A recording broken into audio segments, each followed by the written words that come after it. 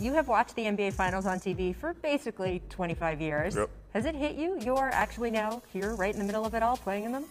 It hasn't hit me yet. I know game one of the Western Conference Finals, getting ready and getting prepared to go out there was like, I'm in the Western Conference Finals, So I think I've had that same feeling in game one of the NBA Finals, but it hasn't hit me yet. I am sure when you walk out there for tip-off, you will feel it. It is the NBA Finals. It wasn't a short road for you to get here. Yep. You played 7 years in the league. You only made the playoffs twice. You never made it out of the second round. Yep. How did that eventually start to affect you to know that you were never there at the end for that NBA conversation where the best of the best battled out? It bothered me a lot. Because at the end of the day, I want to win. I want to be able to compete for championships on a consistent basis. I want to be able to have those battles with the league's elite, and to do it, in later rounds, the Western Conference Finals, the finals, that's where it really kicks in and really where you can make a name for yourself. Your parents just got out of quarantine here in the bubble. Yep. With all of the things along the way that they sacrificed for you, what does it mean to you to have them here, and what's it going to mean to them to see you out on that floor? It means a lot, especially to my dad. My mom she's a fan, obviously, but my dad really gets into it. He's like, we got to find a way to get in this bubble. I don't care if we have to quarantine for 10 days, 14, I don't care. I need to find a way to get in this bubble. So they finally got out. Yeah. My parents here, they're excited, so I for sure had to have them come in and support me. There's a little bit of a perception out there that LeBron just kind of buddied up and got close to you in the last couple years when he wanted you to come play for the Lakers. Of course that's not true. Right. He has been a big brother to you since you were a teenager. You were a kid at his basketball camps. Yep. What do you remember about the first time you met him?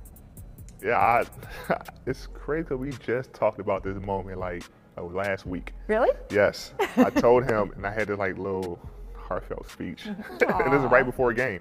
And I was like, you inspired a lot of kids. And I was one of those kids. And I told him I remember catching a Greyhound bus from Chicago all the way to Ohio for his camp by myself, 15 years old, and getting to his camp and remember that's LeBron James. We just connected and stayed in contact. Anytime I had a question for him, he'll respond very quickly, and and we'll talk it out, and he always made sure I was good. You played in the Olympics with LeBron. You also played in the Olympics in 2012 with Kobe, Yep. who really took a shine to you. There is a great story I remember from then. You guys were blowing some team out.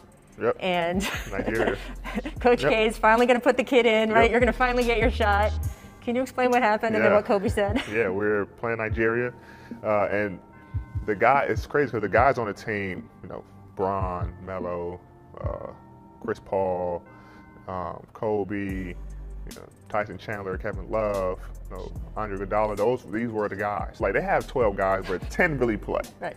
And the other 2 guys they bring along just in case. And me and James Harden was those guys. Mm-hmm. And so I remember we were winning 60, or it was a crazy blowout.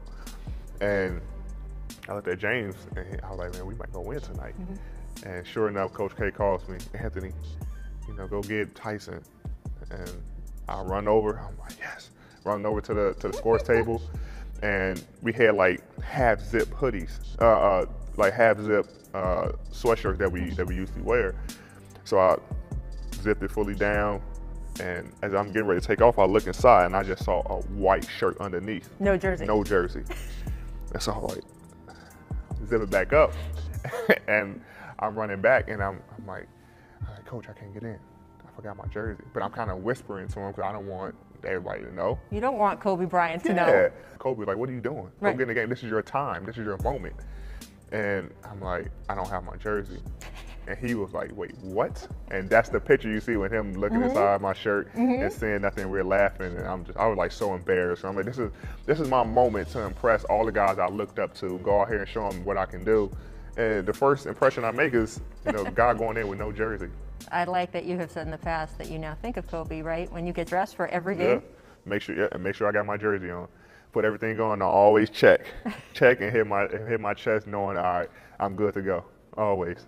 This Lakers team has dedicated the postseason to Kobe Bryant. You guys even have uniforms, the Black Mamba snakeskin uniforms. What does that mean to you to be dedicating this to Kobe? It means a lot. He inspired every single guy on the team. He inspired this entire organization. He is this organization. But when we put those jerseys on, we for sure play with an extra energy and effort, because we know that we can't lose in those jerseys. It's like a pride. We cannot lose in those jerseys, and not from a cockiness standpoint, but more so like if we lose in those jerseys, we just feel like we letting him down. We just want to make him proud, and we got 4 more wins to do that.